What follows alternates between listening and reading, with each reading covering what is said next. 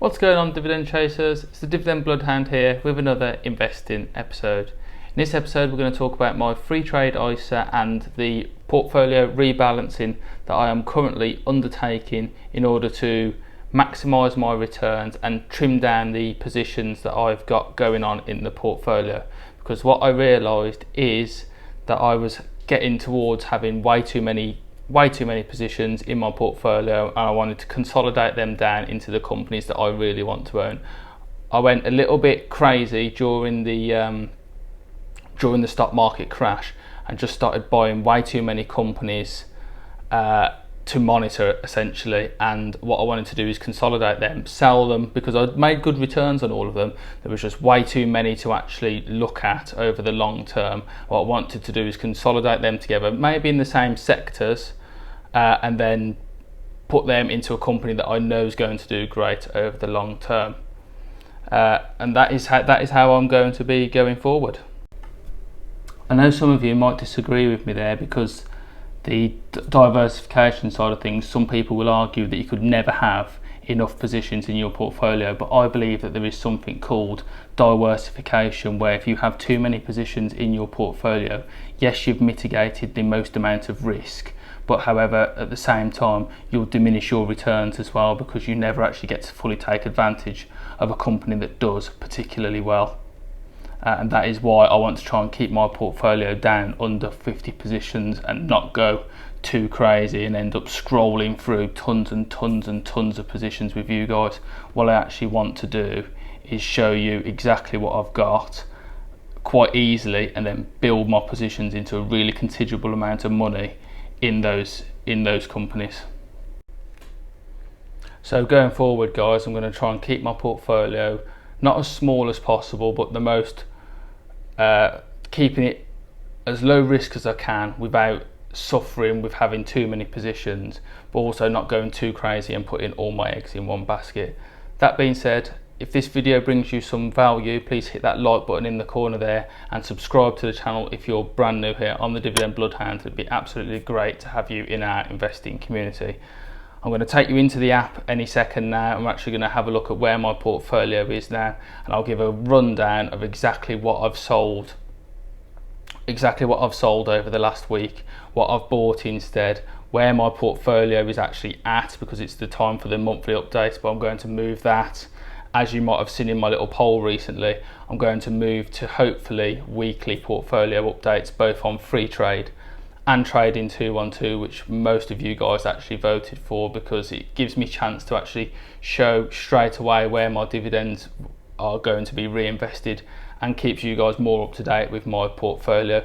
Instead of me doing one video updating every 28 days and then another video showing my dividends, which was starting to get a little bit tedious, I want to do like perhaps shorter, sharper videos that will stay near the 10-minute mark, and show you exactly what dividends I get and reinvested, and how the major stocks in the portfolio are doing each week.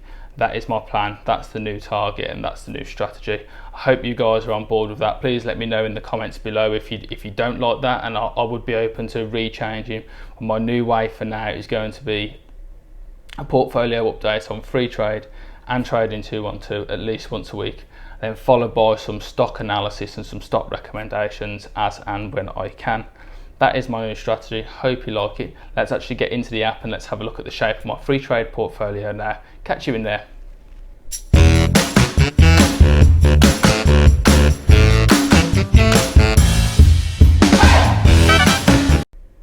What's going on, guys? Welcome to the Freetrade ISA, and here we are. You can see that my portfolio is currently sitting £82 down, just shy of £5,000. And without further ado or any messing around, I'm going to get straight into what my portfolio looks like now. So first up we have Boeing, which you've seen before. That hasn't changed, that is still my main position. AT&T has been added to recently, and it's my second largest position, currently 13% down, or £62 down. Next is Visa. This is where I consolidated some of my money to. So I sold out of MasterCard and added the money straight into Visa, so my Visa position has almost doubled doubled in size, is currently £18 up, or 4.5%. And there you can see I bought 1.6 shares with the £250 raised from my MasterCard sale. And that's basically because these two car companies are in the same field, they're largely the same companies, and I just wanted to have a larger position in both instead of having 3 positions, because I had American Express as well, and I decided to sell out of that position as well. Next up we have AbbVie at £401, comfortably sitting 20% up, or £66. Nicely bobbing along this one with a great healthy yield. Next up is 3M at 3.1 shares, reinvested dividends in this one recently on the 23rd of June, currently sitting 0.5% up, or £1.94. Coca-Cola, I got 8 shares in this one, 10.5% down, or £33. Last share was bought exactly a month ago for £38. Next up is Pepsi. Pepsi is 1.5% up, or £3. Now some of you might argue that why haven't I consolidated Pepsi and Coca-Cola into one position, in one or the other. Now Coca-Cola is heavily down at the moment by 10%, so it would make sense to sell out of Pepsi and reinvest that money for position purposes into Coca-Cola. And the only reason I haven't done that is because I think they're two slightly different companies. Coca-Cola has a coffee chain, has Costa Coffee within it, which Pepsi doesn't offer a coffee chain at the moment, and obviously all the diverse drinks that they have. Whereas Pepsi has all the drinks that it does. It has orange juice, it has Walker's crisps. It's about to go on board with an energy drink. It's just a more diversified company in terms of the food that it actually owns as well, which to me is quite important as a food and drink company. So that's why I've kept them separately. Next up is Home Depot, currently 33.76% up, or £51, doing rather well. Reinvested a dividend in them on the 23rd of June, £4.50. I added to it, obviously I didn't get £4.50 as a dividend. Next up is IBM, £197 for 2 shares. I reinvested a dividend with these guys as well, currently 9% down, or £20.68p. Reinvested a dividend with them, £5.75 in. Next up is Shell, still heavily battered by the oil crisis and the health crisis at the moment. 14 shares for £171, currently £33 down, 33% down should I say, or £84. Bought a share in this one recently, kind of trying to average this one down bit by bit, as you can see there.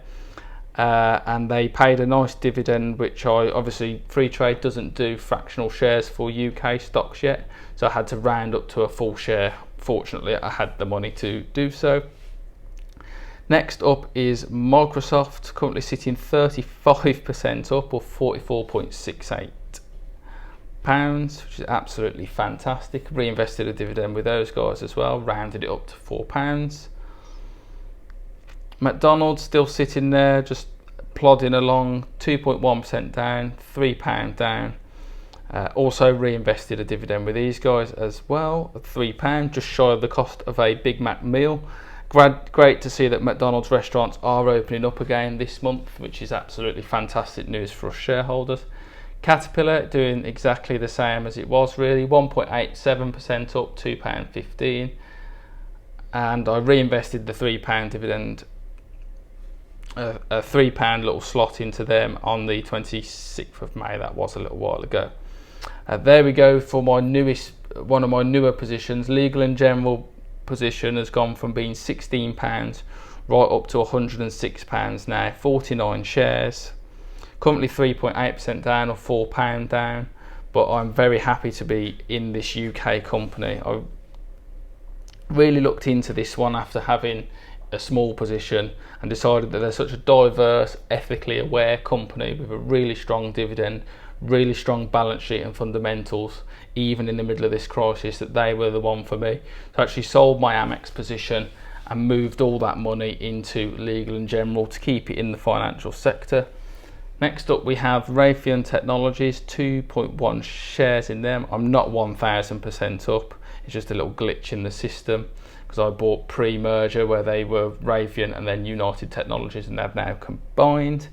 I am up on this deal though. I've ended up with 2.1 shares because I've reinvested a dividend with them of £6, as you can see there.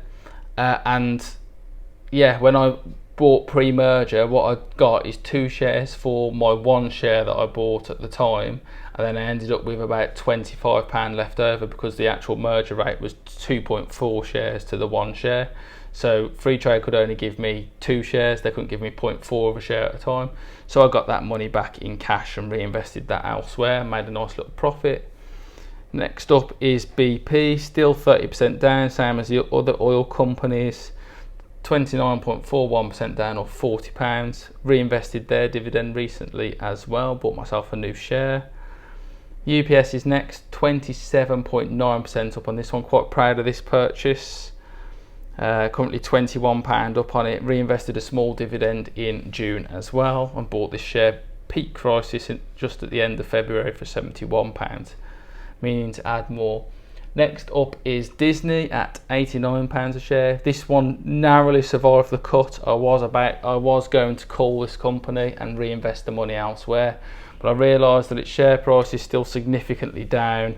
They do have the intent of bringing their dividend back, and it's such a great entertainment cash cow company that it would be really silly to get rid of this one. So ultimately I decided to keep it. Next up is Unilever, or Unilever, either way, whichever way you say it. I added an extra share to this one with the spare money that I got from my call at a slightly higher rate than the one that I bought in January, £44.10. Great dividend pay. I've been paying for a massive long period of time, and just decided I want to build a great position in this company as well, getting up to £500 at least. Noack is another one that nearly got the chop, but because of its propensity to do stock splits over the last 30 years or so, I'm going to stick around for this one because the price nearly always recovers to $100, even when it splits 2 to 1 or 4 to 1 as it has done in the past. It's recovered back to $100, so if that ever happened again, I would double my money straight away. Basically, over the coming 5 years after that, the price would, in my opinion, recover quite nicely as it has done in the past. And I'm sitting quite well up on it at the moment as well, £10 or 13%. Dividend yield is quite low, but it is a growing dividend, so that is why it just about survived. Starbucks, I'm a big believer in Starbucks, and I know everybody's got a massive addiction to coffee out there. So this is just something that's down at the moment due to the health crisis, but I have no doubt that they will bounce back. They're 2% down, or £1.30 for now, but I want to build this into a strong position as well. Got S&P UK dividends is my next one, £50 for the 5 shares in it, or 1% up, or 39p for now.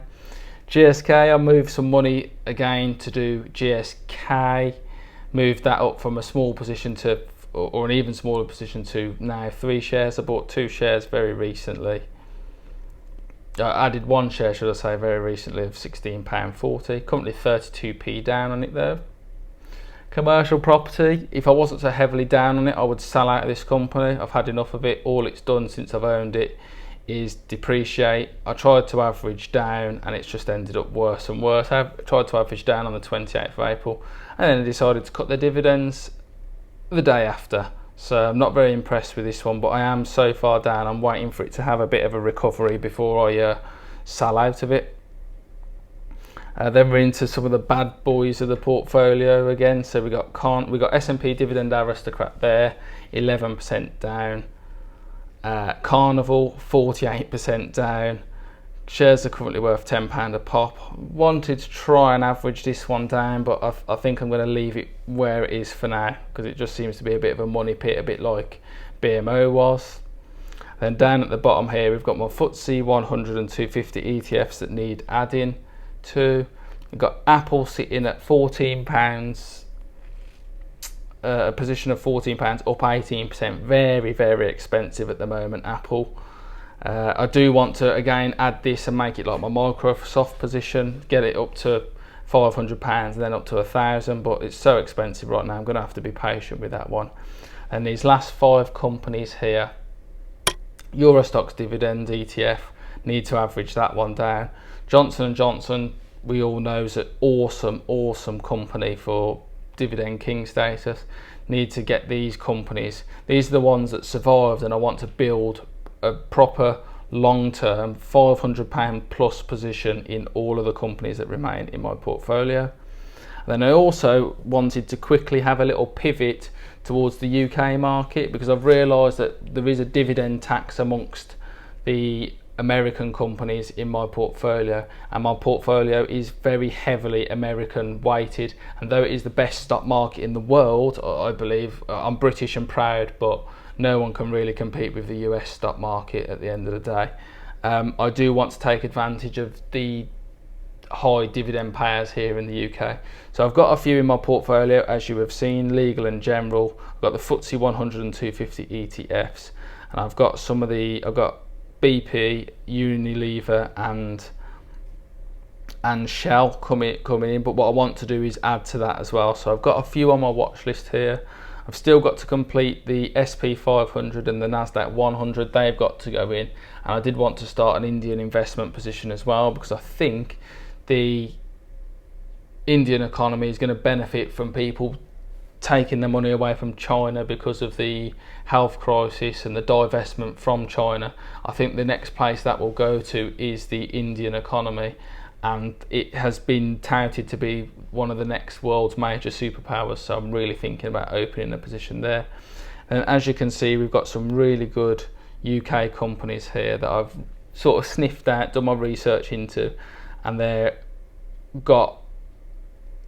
pay a really good growing dividend over time. You might have to be patient with it because some of them have got low yields, but what they have got is a really good solid history. Apart from the Pennon Group here at the bottom that does pay a really high yield of 3.5% to 4%, all the others are down at like 2%, but they grow it year on year and have been paying for a very long time.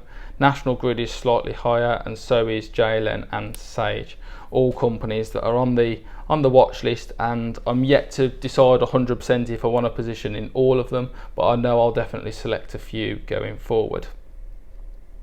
And if we have a quick look over to my activity side of things, you have my dividends received from Noack, S&P Dividend Aristocrat, Coca-Cola, and then you can see my buys in Legal and General, GSK, Unilever, Legal and General again, AT&T, Visa, the sell out of MasterCard, the sell out of the small position in JP Morgan, sell out of Procter & Gamble, which was a real hard decision for me to make, a really difficult, but I decided to repurpose that money in Unilever because they've got a history that's almost as good.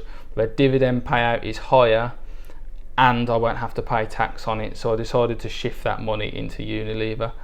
There's my Amex sell as well. I made money on all of these positions. I didn't sell anything at a loss, which was absolutely great. Amex, the proceeds from Amex went over into Legal and General.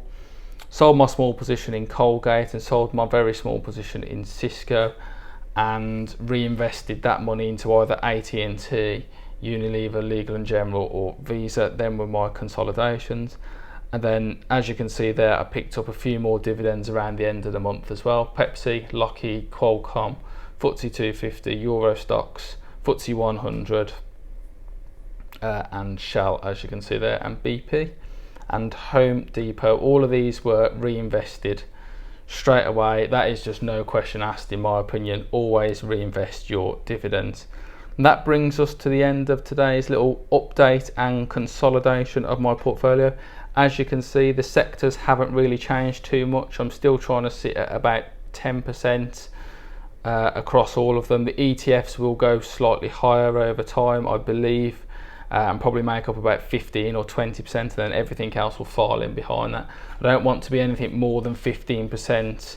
15% represented in any sector, because that what I've learned from this health crisis is how easily a sector getting hit and hit really hard can damage your portfolio. That wraps us up there. I'll see you back in the real world. You're still here. Great. Thank you for having the endurance for sticking around to the end of that video.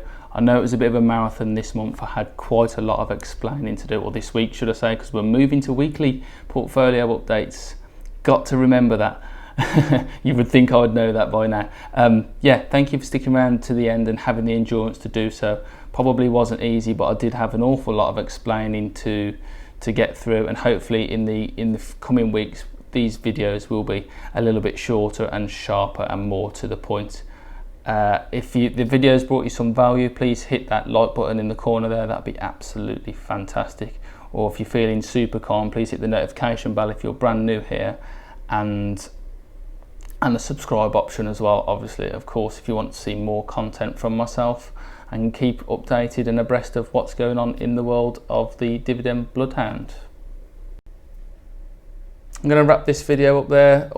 All there is for me to do is say thank you very much for watching. I really appreciate every single minute of watch time that I get, every single subscribe or like that I get. Thank you very much. Thank you for supporting me on my journey to financial freedom and getting a great dividend portfolio going. And hopefully I will see you in the very next video. It's been a pleasure to make this one, and I'll catch you in my next episode. Thank you very much and goodbye.